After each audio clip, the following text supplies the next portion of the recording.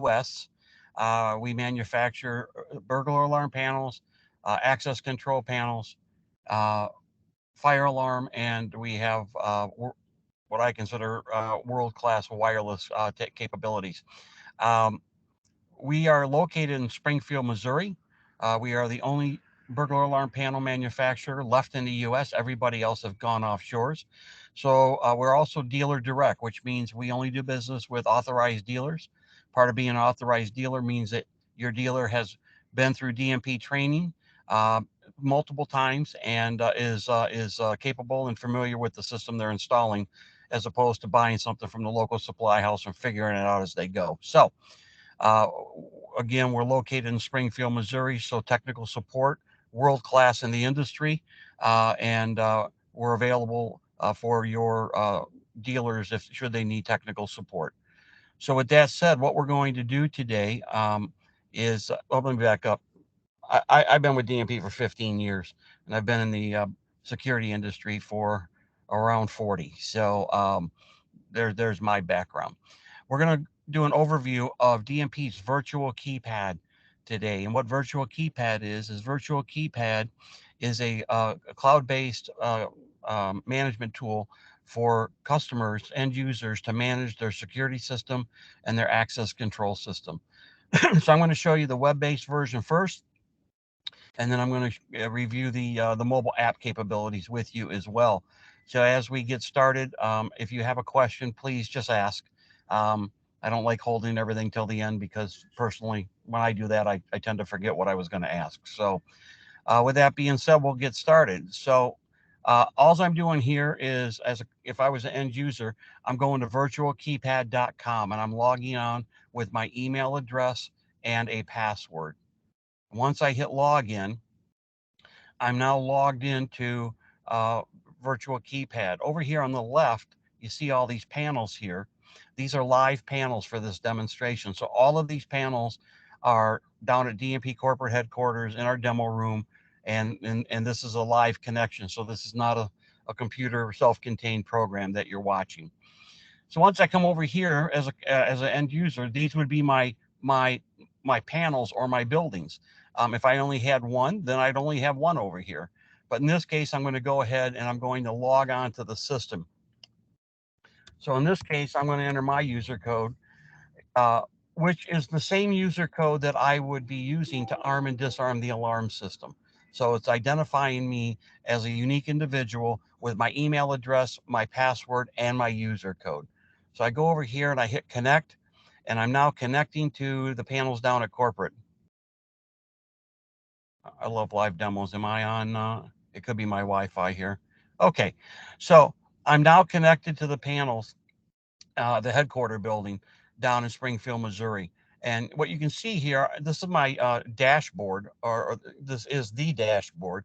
This is configurable by every individual uniquely based on their privileges. So here I can see that I have the arming status of my burglar alarm system. Right now, I can see that I had an alarm in the office area and that I have the storage room and the IT room both armed. I can come up here and I can hit disarm by area or partition, or I can say disarm all, and I can disarm everything that I have the ability, the permission to disarm. Um, Looking at the IT room here, if I did not have permission to arm and disarm the IT room at my user level, that wouldn't even show up when I log in. It would just be the office and the storage room. I can also come up here and I can also get the zone status of my system. I have no faulted zones at this point. So everything is ready to be armed. Um, if I had a problem device, a high low, hit a door, or you get a door replaced or something like that, and IPS couldn't be out there, and till the following day you haven't notified them yet, I could bypass that door and then still arm the alarm system, and that door would be bypassed, and until it gets repaired. Over here on the right, I have a short history, and I say short because this is just in my dashboard. So the amount of history that I'm going to see here is going to be based on the amount of activity that I have on the system. So if I'm just arming and disarming an alarm system every day, I'd have many days here. But if I have access control and people are reading in readers all day long, in this case, I may only have a day's worth, or in a really busy place, I may only have, the last 6 hours. But we have a full history tab over here that we'll review. So again, this is just a snapshot of my most recent history. If I hit view all, it's going to take me over to the history page, which we'll review in just a moment. Any questions so far? Nothing Okay. in the chat. Okay. As I move down my dashboard, I'm now looking at my access control doors. So these are doors that I have access control on, and I can lock these doors. I can unlock these doors. Oh, I'm not authorized to unlock that area. So let's try this one. So I can unlock that door. So should someone log in and have a door show up through programming or something that they don't have access to, it will not let them operate it. The other thing I can do here is I can grant access. Granting access is the same as reading a card at your door. So, I'm not in the office. Somebody is at work, and they call me and they don't have access to a particular area. I can grant them access to get into that area remotely if I want to do that. Um, so again, I can lock, I can unlock, I can grant access. If I unlock a door, that door is going to stay unlocked if I don't manually lock it until the next schedule kicks in. So let's say it's the door is scheduled to unlock at 8 o'clock. Okay. Or let me give you another one. Let's say that it's scheduled to lock at 5 o'clock, but we're shut down for some reason. And someone calls me at 3 o'clock and says, I need to get in. So I go ahead and I let them in. That door is going to stay unlocked until 5 o'clock when it's scheduled to lock again, unless I go back here and relock it. Does that make sense to everybody? Okay. I have another button here, which is a lockdown button. So unfortunately, in today's society, we have incidents like active shooters and environmental emergencies and things like that. So what I could do, if my permission level allows me to, I can perform a lockdown by hitting this button, and it would lock down all the doors that are programmed as what we call public facing doors. And that's just a checkbox in programming. That doesn't mean that a door has to be actually facing the public. If I wanted to make the IT room uh, so it locked down upon a lockdown, I would simply check the public door box. And then when I hit lockdown, it would lock down as well. And then, of course, it takes a special profile or authority level to do a lockdown override. So the scenario that I give is if this were an active shooting in a school situation, um, you know, let's just say the janitor is the perpetrator for some reason, and he's got a card to get all over the school. Well, if he doesn't have lockdown or unlock privileges, when someone hits a lockdown, his card no longer works on any of the doors. So what we're trying to do here is not let people back in to the building just because they have a card, even though they're a valid employee. So again, it would take a special person. So in that case, perhaps it's the principal, the vice principal, and maybe one or two other people who have lockdown and lockdown override privileges. It's not for everybody. It's for a select few. Okay. And that's our dashboard. Now we also have video capabilities um, that where cameras could show up down here. We don't have any on the system here, but we have our own line of cameras. We also interface with many cameras that are out there: Digital Watchdog, Hanwha, Hike Vision. Also with camera systems such as OpenEye and Eagle Eye, and all of your cameras would show up down in this area or under the video tab. Um, any questions from anybody so far? Okay. No, So now we're nothing going in to the go. chat. Okay. So now we're going to go down and we're going to take a look at some of these tabs. So one of the tabs is panic buttons. So on my laptop or not my laptop, on anywhere that I log in, I can have panic buttons. Again, this can be based on my profile or authority level. So again, if we think about the active shooter type situation, uh, anybody who's got this capability could go on and summons the police, emergency, or fire department. The only thing we like to make sure we stress is that they are going to show up at the location where the panel is located. So at the building, if you are remote and you did this, they're not coming to you, they're going to the building. Okay. So press and hold these for 3 seconds. And again, not everybody, but based on your profile or authority level, you could have these. Another thing I'll point out is that these can also show up on your mobile device, on your phone. So again, I don't like the scenario, but in the case that people were running or taking shelter, if they have their phone with them, they can still dispatch from their mobile device if their profile allows them to. Okay. A video tab would just be the complete video. You'd see everything. History tab. So I showed you a little bit of history right up front, but now I'm in the history tab. So our large panels have 10,000 access control events in the panel memory and 2,000 alarm events. Um, if you are in a very active access control atmosphere, you may use up those 10,000 transactions in a month or two. So you can go back a calendar year in Virtual Keypad and pull up any history that you want. What else is nice about the history is its search capability. So, for example, if I come here and I say I want to see where Mark's been, okay, and I want to see when Mark accessed the IT room, it's that easy to do a search, okay, through the history, and you can do that search by individual, by door, by access granted, access denied, armed, disarmed. So you can do that based on a word search, and it's just very, very easy to find those individuals. Okay. So again, um, if I want to see the front door, okay, and I want to see when there was an alarm on the front door, there it is. So very, very user friendly uh, for your customers or for you, the end user, if you are the customer. Okay. Um, Go into doors. This is just a separate tab for what we saw on the dashboard. Okay, so we already reviewed this. Um, and so really that is it for your daily operation. Your arming and disarming of the alarm system, your locking and unlocking of doors remotely, and searching through history, should you need to. So next we're going to go into creating schedules, users, and profiles or authority levels. But before we do that, are there any questions on what we've covered so far? Anybody have anything they want to ask? Don't be shy. Okay.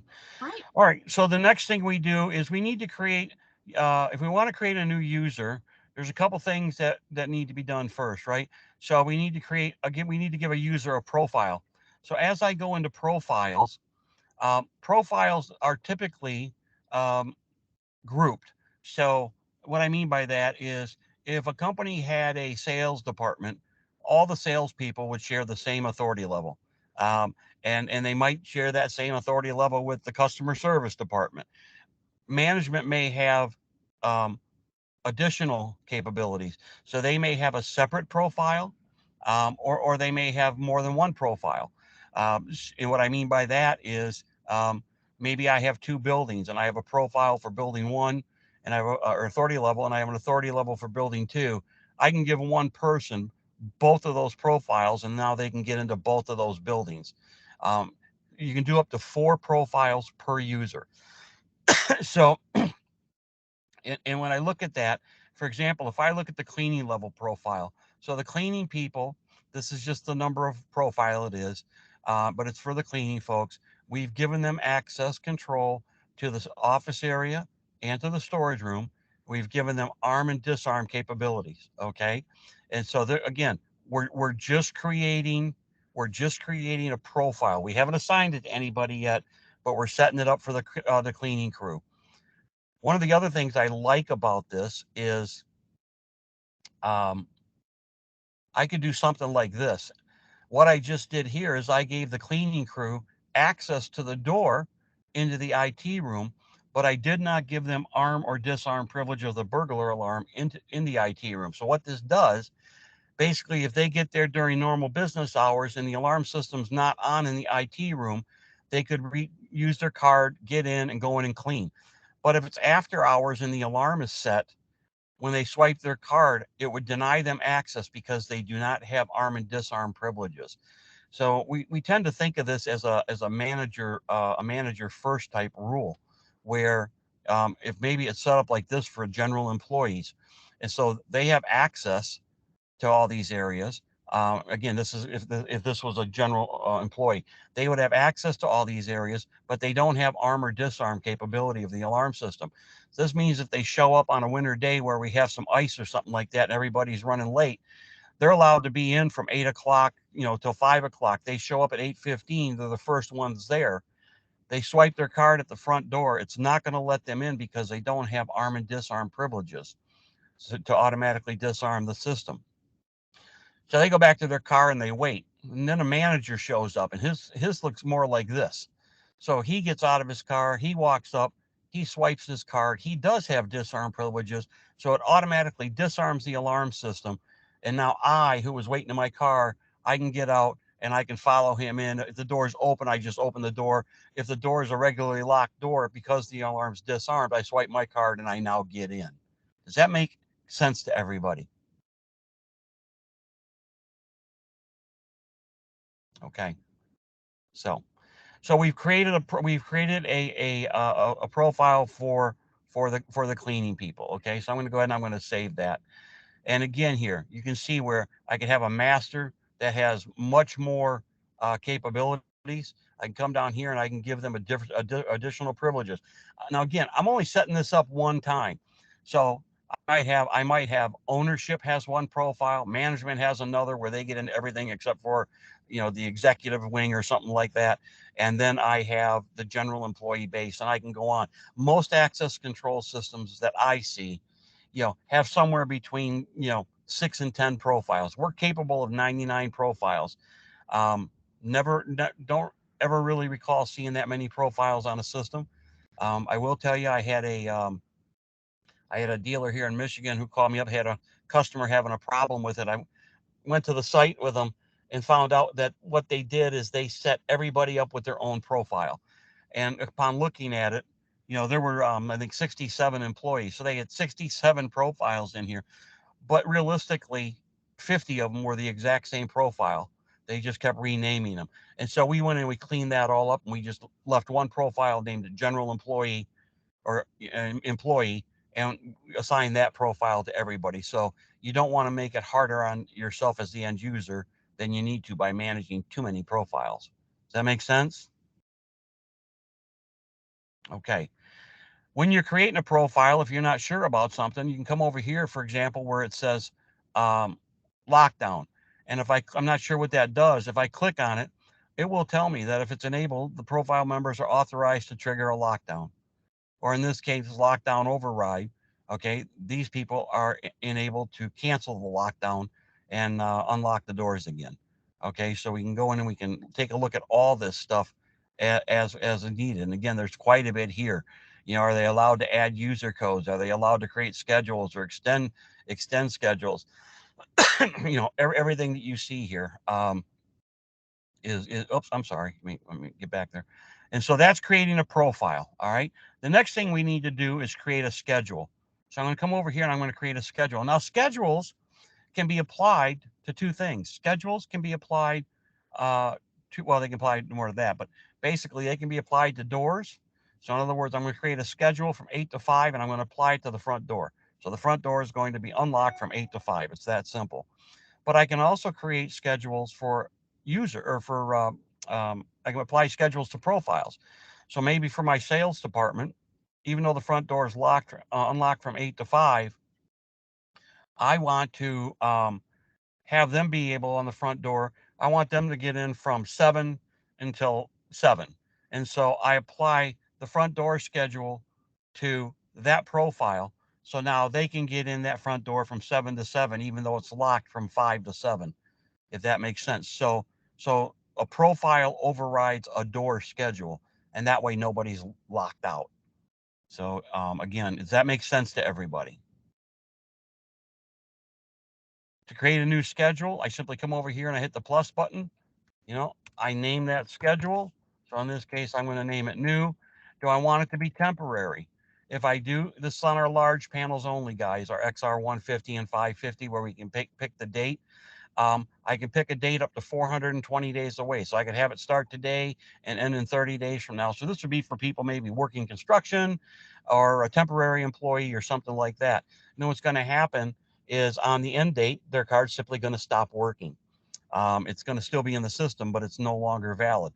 Then I pick, when do I want the schedule to apply? Well, I want it to be on weekdays, and I want it to begin at a time, and I want it to be 8 a.m., and I want it to end at a time, and I'll keep it simple, 6 p.m. And now I go in and I add areas. Okay, so in this case, I want to add the areas that I want this to apply to. I add the doors. So in this case, I'm going to say all. Maybe I don't want to do all. Maybe I don't want the IT room in there. So I go in and I just say, I add them individually. But again, I'm doing this only one time to set this up. And then I hit save, and I've created a new schedule at that point. On the smaller panels for you IPS folks, the Light XTL and the XT 30 and 50, temporary schedules automatically expire in 7 days. Okay. But on the large panels, you can pick up to 420 days away. Questions on creating a schedule? Okay. So now that I've created some schedules and some authority levels. We do have a hand raised. Yes. Kathy raised her hand. Oh, okay, so I'm at a church. Okay, so sometimes I have people that are going to be in there later, so I try to move the alarm late at night. So I normally have it, let's say, at 11:30, and it goes off at like 5 a.m. So when I try to move the schedule back to like 12:05 or 12:30 or something a.m., and then have the alarm, go off at 5, just like usual, it won't arm at 12:05 or 12:30 a.m. because it's still in that same day. So why is that? Well, it's because you've gone into the next day at that point. Okay. So if I know it a day ahead of time and I put it in there, it still doesn't work. You're talking about auto arming. I'm talking about I have a schedule of when I designate the alarms, but if I deviate from it, even a day before, when I know people are going to be late in the church, it won't pick it up if it's after midnight.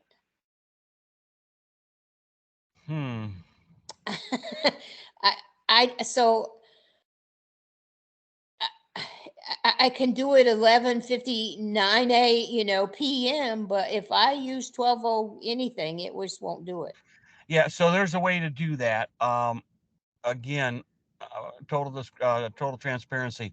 I'd have to get with my tech trainer to do that, but I believe what you need to do is because you're crossing days, you would need to create a second schedule and have them both apply, so that when one expires at 11:59, the other one picks up at midnight, or midnight and 12. I guess it would be midnight. And I can get that information to you guys. Again, I've not done that myself personally, but I have been involved with this conversation before. It can be done, and we can follow up on that. Okay. Okay. Hey, thank you. Yep, yeah, Kathy, I will be sure that one of us follows up on that and gets you an answer. Yep. Okay, No problem. Thank you. Thank No you. problem. So again, guys, now that we've created schedules and profiles, the next thing I want to create is a user. So this just queried the panel, and it showed me all of my users in the system. Okay. Now I can see here that this person has a code to the alarm system. I can see here that this person has a card and a code. So that's all these mean. We can add photos. I'm in here as an administrator, so you guys need to realize that. But because I'm an administrator, I can come in here and I can say show user codes, and I can see what the user codes are if I need to. So I can do that. If I want to find a user, once again, I simply, I'm sorry, I didn't mean to do that. I simply come over here. Okay, and there's all the marks in the system. So very, very, very easy to do a search. Okay, but now if I want to create a new user, I hit the create button. I come up here and I'm gonna create this this new user, Joe Smith. Okay, I can fill out his email address, his phone number. I can choose a photo. I can say notes. Yes, Joe's a new employee. Okay, and now I got to give him a profile. So I'm going to give him the new employee profile. The new employee profile may automatically expire in 30, 60, or 90 days if that's how I have it set up. So that's why he gets the new employee, or perhaps he has some restrictions on a new employee where they can't quite go everywhere.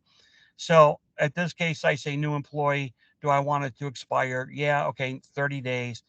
I'm adding a code. So this would be for the alarm system. So then I'm going to come in here and I'm going to give him his code. And then I'm going to come over here if he gets an access card and I say, I need this to be a credential. I'm going to give him an access card. I can record the external number if I want to in case the access card gets lost. And if I want him to have the mobile app version of this, I simply, in the web browser, I simply type in his email address here. And then when I hit save, I must be forgetting something here. Let's see. Oh, right there. That's why. Okay, so I'm not gonna make it temporary. So I come in here and I hit save. So this is saving the information to the panel at this point. And as soon as that does that, you'll see Joe will pop up over here on the left-hand side. So there's Joe Smith, and he's in there twice. Why is he in there twice? I can merge him, but he's over here. Okay. Now the other thing I like about this is if Joe becomes a problem or doesn't end up staying with us, I can come in here and I can type up Joe, okay, and there he is. So I can call this up, and now as an admin, I can simply, with one button, I can delete him out of the system, and literally Joe's no longer in the system. And if I type in Joe, he's simply not there. So easy, easy, easy to manage. Another option I have is if somebody is going on long-term leave or has refused to give their card back upon termination, instead of deleting them, I can simply hit inactive. What this does is by leaving it inactive, rather than deleting the card from the system entirely, it leaves him in there in an inactive status. So if this individual, in this case Joe, came back at night and tried to read in, I would get in my report that access was denied to Joe Smith. If we take his card out completely, it's just gonna say access was denied to somebody. But by leaving him in there, we can say, literally, we can know that Joe came back and tried to get in. Okay. Any questions on that? No. So what I've been doing so far is I've been adding all this information into one panel. Okay. Just into one customer, one panel. Two last things I'd like to show you before we move on to the admin tab is the reporting capability. So now as an end user, I can come over here and I can run what we call quick reports. And quick reports are some canned reports that get us these. Today's events, troubles and alarms, all users, all profiles, or arming and disarming exceptions. The system wasn't disarmed on time. The system was armed outside of a schedule, etc. So now I have this report, okay? But what I like a lot more is I like the custom reports. Come over here and create a custom report, and I'm going to call this report 7-day report. And just for ease of this, I'm going to have it start last 7 days. Okay. And it's in the headquarter building. And I'm going to come over here And here's all our standard reports right here that we just saw. This troubles and arming, disarming exceptions. Down at the bottom here, these are access control events. So access control, access granted, access denied, and output status. Okay. So at this point, I'm going to go ahead and I'm going to say, let's run this report on everything. So now it's going back for 7 days. It's querying the panel and it's going to run the report on everything that's happened. And you'll see here, okay, that this is everything that's taken place. Once again, I just want to see where Mark's been, okay? And I really just want to see when Mark was in the IT area, okay? So there it is. So this is everything that I've had to do with the IT room in the last 7 days. So it's very, very easy. The other thing that I like is that I can take this report now as the end user and I can schedule this report and say, I want this report to be once a week on Monday at 8 o'clock, change that to Eastern time. I can get it in a PDF or an Excel, and I want Mark to get it, and I want this person to get it, and so on. And now weekly, every Monday at 8 o'clock, the end user is going to get this report emailed to them that they can save indefinitely. What a lot of dealers, not dealers, what a lot of customers have done is they've created a special email address for nothing but these reports.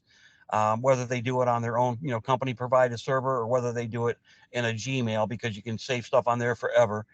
So they can print these reports, they can save them, and again, they can always go back and they can always do a search on them. So that's all for one system. Again, one system being one location, one panel. Last thing here is I can do notifications.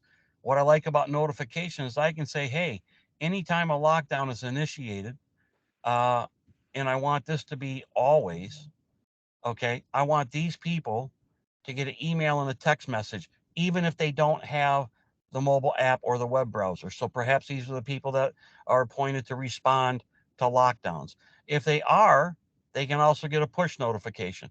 Now, this person can't get a push because he doesn't have the app. So Adam Fisher does, but these guys would still get text and emails on their computers and a text message on their phones. So this is really nice because in a lot of applications, not everybody gets the web browser or the mobile app to have this kind of control. They can still be notified in the event of an emergency, though. Any questions on that?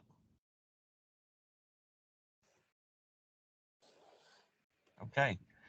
So the next thing I want to show you guys is I told you that I was an admin. If I have more than one building and I'm an admin, I can click on the admin tab and now I can see all of my panels and I can see them individually on what their state is, whether they're armed or not, disarmed. I've had an alarm here.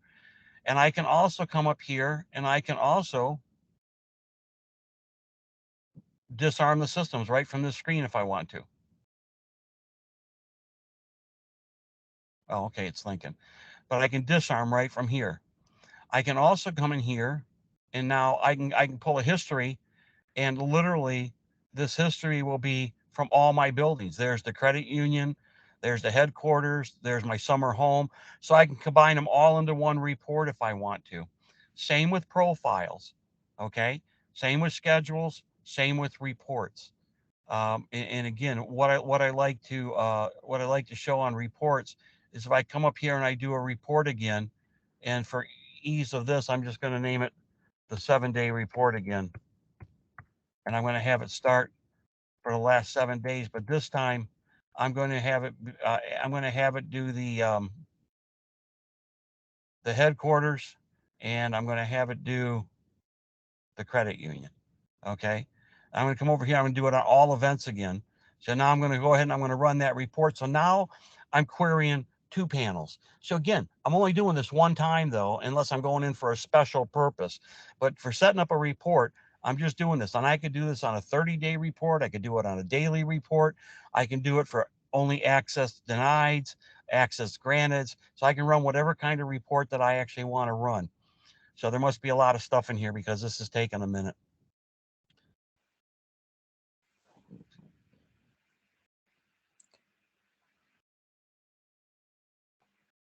My Wi-Fi is okay. Huh.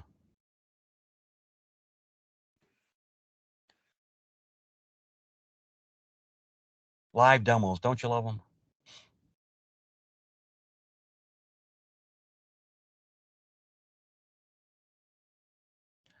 All right, shouldn't be taking that long.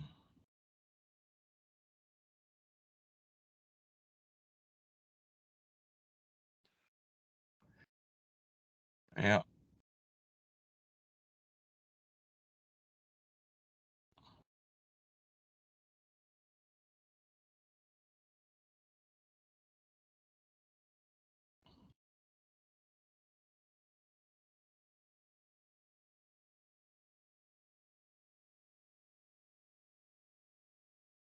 Let's try it again. Not all these panels are set up for reports. That might be what was happening, so we'll see.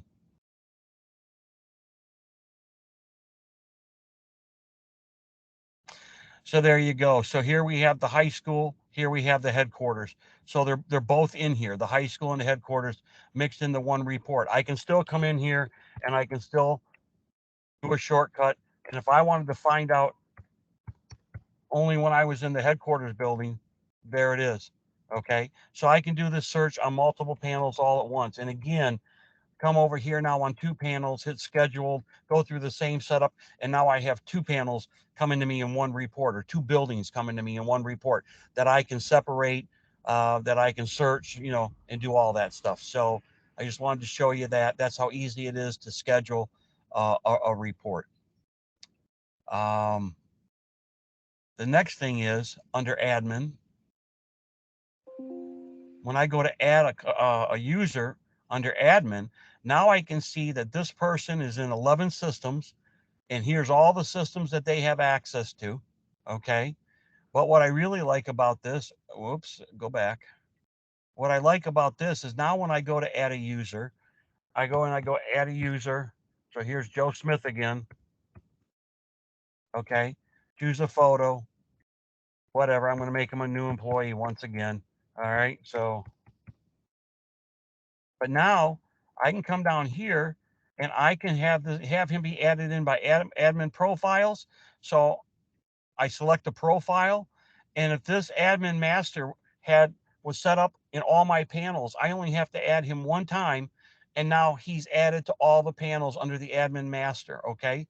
Or I can do this by systems where I can come in here and I can say, okay, I want him to be in the headquarter building as an office employee, in the high school as a teacher, and in the credit union, you know, as a manager. In this case, these would be your, you know, and now I hit save, and now I send him just to the 3 panels that he has access to. Again, these profiles were pre-made, right? So we predetermined, you know, the ownership has 24-hour access. Manager has, you know, a different access level, except on Sundays. General employees are Monday through Friday. You know, cleaning people are only on Tuesdays and Thursdays. But I can go, or a new hire is, you know, only in there with certain access to certain areas. But it's that easy to add this person to multiple panels at that point. Any questions at this point? Nothing Another in the thing, chat. I'm sorry.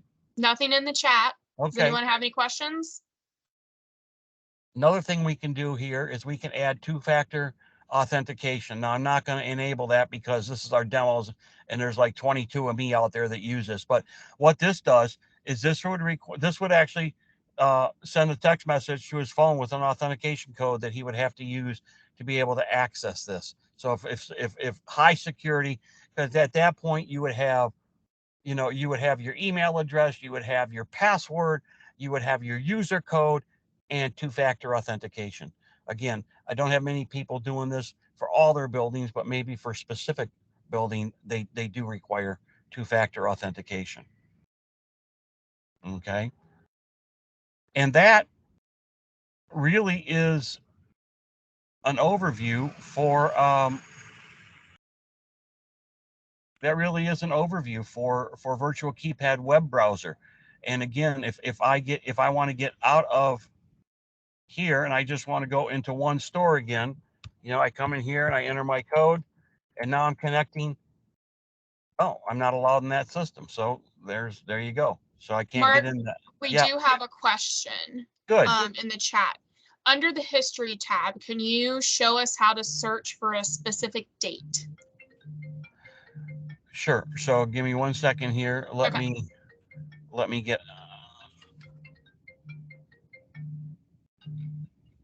get out of admin here. All right. Headquarters.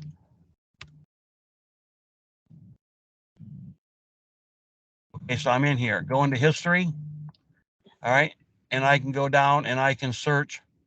And again, they limit us because this is a demo, but I can go back 1 calendar year here by date and look at users. So you would be able to go back a calendar year and just keep scrolling. Okay. Okay. So there, you can't necessarily type in a date. You just have to. Well, let's see something here. So Okay.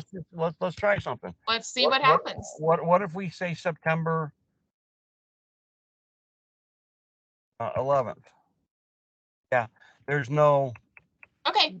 But So if it wasn't a demo account and was a live user's account, you would be able to see those lines on the left-hand side, Yep. and they're going to correspond to a date. And I can see kind of the highlighting that it changes to purple when you're on that date in the event history. Yep, exactly. Awesome. So that's Virtual Keypad web browser. Now, of course, another thing that you get, it's a package. So another thing that you get is you get the mobile app. So what you're looking at here is my iPhone. Okay, can you guys see that? Mm-hmm. Hello? Yes. Yes. Okay, Sorry, I was okay. muted. That's all right. So if you guys can see this, so I want to show you right now, right here, I'm going to hit this button. That's my home alarm system. Okay, so I'm going to go ahead and I'm going to arm it home. All right, so it's arming home, and I have something open. Okay, so now I have to come down here and I can say okay, bypass, or cancel. If I hit cancel, it's going to cancel the arming sequence.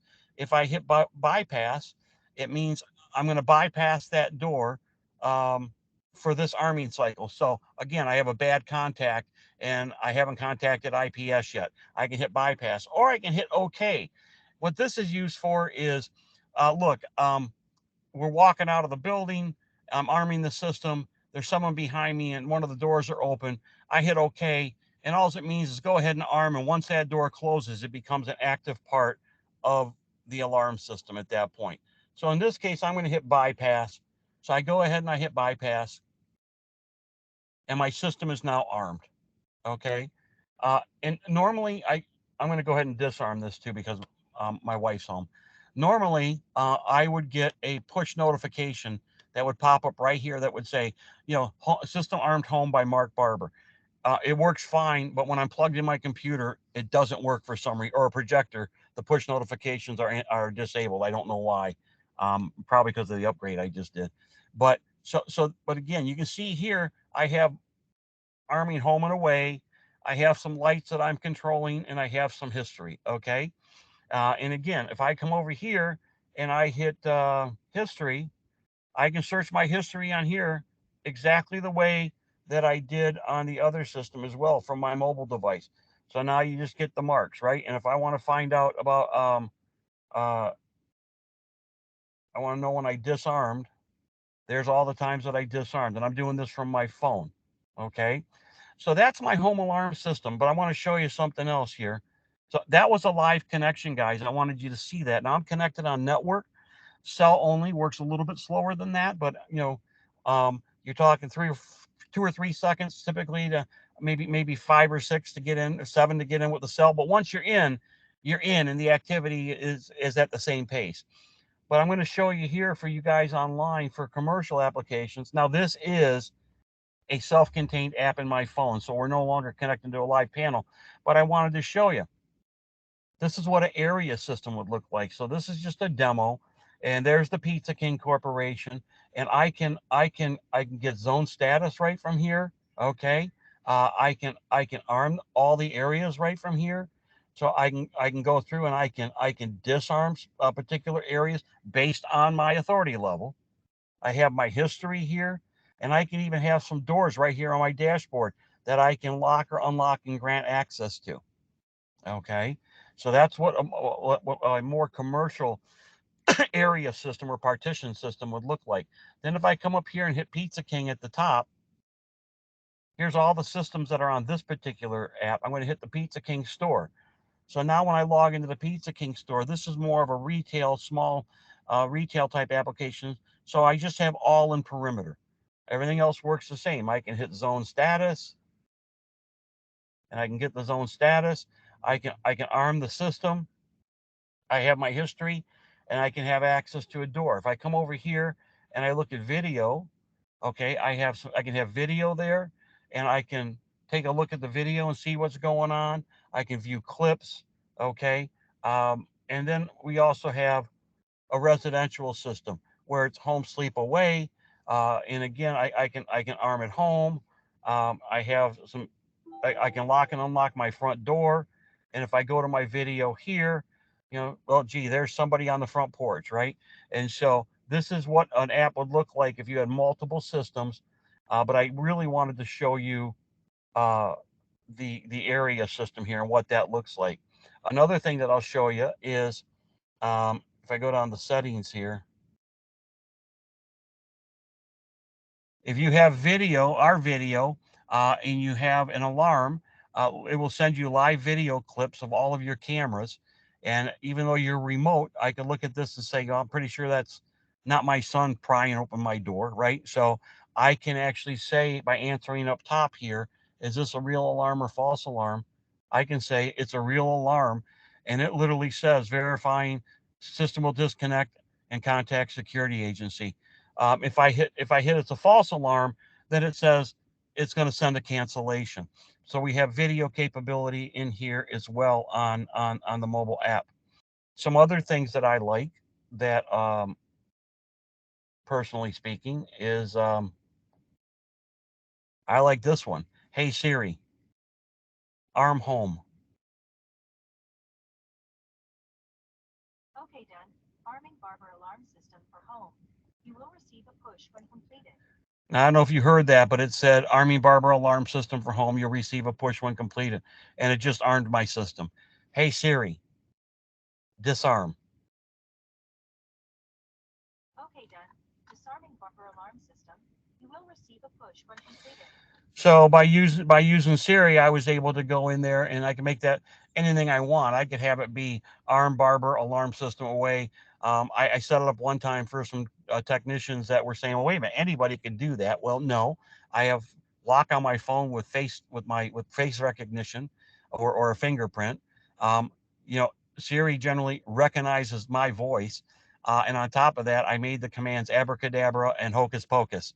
And abracadabra arm the system and hocus pocus disarm the system. So you can take that anywhere you want. That only works with Apple products, not with Android, but quite honestly, it's how I use my mobile app 90% of the time anymore. So I like that a lot. But that's an overview of the mobile portion of the app. This picture here, that's my cat Bosley. That could be a picture of your house. That could be a picture of anything. You come up here and you say, hit the edit button up here. And literally, I want to take a look at a cover photo. I can choose from the library. I can take a picture. I can do whatever I want. And I can change my cover photo. I can also rearrange my, oops, hang on a second here. If I hit reorder, I can also rearrange how I want the stuff to appear. So now I want my history up top and I want my lights. And so now my history's up top and my arming's all the way down at the bottom. So this is per app user that they can set these up however they want. But that's how I have mine set up. Mark, we do have another question in the chat. Can users be added or deleted on the mobile version? Sure, absolutely. If I come over here and I hit users, okay, there's all the users in my home alarm system. So that's my wife, that's me, and Donna is our cat sitter, right? But if I want to add another user, I simply hit add. Okay, I come up here and I got to say, let's give Joe another shot at this, right? So so there's Joe Smith again. Now I have a large system. I have a large panel in my house, so I need to give him a profile. So I'm just going to make him a master profile, okay? and then I have to give him a code number. Okay, so come over here. I'm going to give Joe a code number, and I simply hit save. Okay, so I've done all this on my mobile device, so it's querying my panel in the house, and there's Joe Smith in my system right there. So Joe could literally be standing in my kitchen, arming and disarming the system right now. To get rid of Joe, I simply come up here and I say, let's I can either edit, but in this case, I'm going to delete. Who do you want to delete? Joe. Hit the trash can. Are you sure? Yes, I'm sure. And Joe will disappear in just a moment here. If I did that, yeah. And now Joe's gone. So it's that easy to delete somebody. So this is really a nice feature for anybody who's on move, right? You know, I'm a regional manager, or I own a company. I have multiple locations. Or I just spend a lot of time in the field, but I need to have control over this as far as adding or deleting people. Maybe I have a high turnover type of business, you know, and so it's that easy. I can do this from any iPhone, any Android, iPad, tablet, and I can also do it from any PC or laptop that I can touch the internet on. So again, no licensing up front. You're not buying software. You don't have to maintain software. You don't have to worry about a server to house the software. This is all cloud-based, and we are all with our. While I'm saying this, we are what they call SOC 2 compliant, highest security. We have multiple server farms around the country. We have 3 different locations where they back each other up, and they're all you know, they're hidden. And we are literally, we have banks that use this. We have an 85% market share of banks in the United States. All of the largest banks are with DMP. We are approved for military applications, jewelry stores in the Diamond District in New York. Jewelers Mutual is the insurance company for them. And if you have over X amount of inventory, a dollar amount, there's no substitution other than a DMP panel. So this is all really important. And one more thing that I want to point out, although we are going to our servers for the mobile app portion of this and the web browser portion of this, when it comes to monitoring your alarm system, our communication is direct from the panel to the central station. It does not go through our servers. And why this is important is because another manufacturer about 6 months ago had a what they call a NOC, a network operating center, which means their servers. Their servers went down, and they went down for over like 3 days.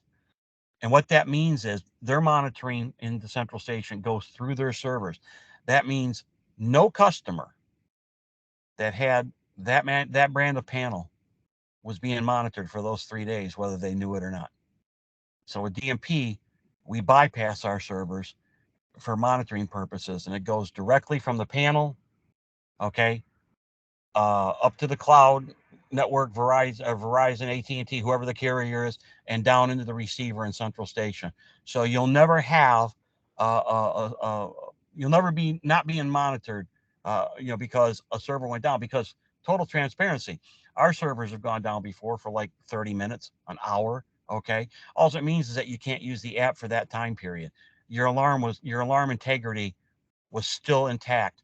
Of course, your access control all still works because all the smarts are in the panel. So nothing changed except in that case, actually Verizon went down that particular time, and we were close to an hour with our servers down. But again, nothing was compromised, especially your alarm monitoring. So I think that's worth pointing out.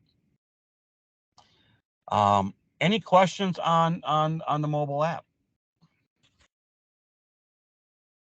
Nothing? Any lingering thoughts from anyone? We've covered everything that's been dropped in the chat box.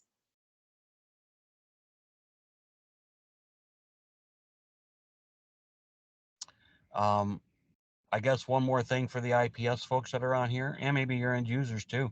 Our mobile app is the only mobile app that we're aware of that is UL approved to be used on a combination fire panel. It's because of the way that we separate it. You cannot control the fire alarm. You cannot bypass or cancel a fire alarm from the app or the browser. but you will still get notifications. Everybody else who has a combination Firebird panel cannot have a mobile app connected to it because of the fire. So I think that's worthy of mentioning as well. Oh, for sure. Very interesting. All right. Well, if there are no final questions from anyone, that does it for today. So I want to thank Mark for taking time to go through everything with us. Like I said in the intro, I will be following up with everyone with a link to the recording, so you can go back and look at any of those screen sessions to review anything for your account, as well as some other information in your gift card. So if you aren't logged in currently with your first and last name, so I easily know who you are, Chris, I think I know who you are, but if you could email me just to let me confirm your last name, that I have you on the list so I can follow up, that would be great. My email is tneal@integratedprotection.com. And that's also in the chat box as well. So with that, I wish everyone a good rest of their day. And thanks for joining. Thank you. Bye. Bye-bye. Thanks, Taylor.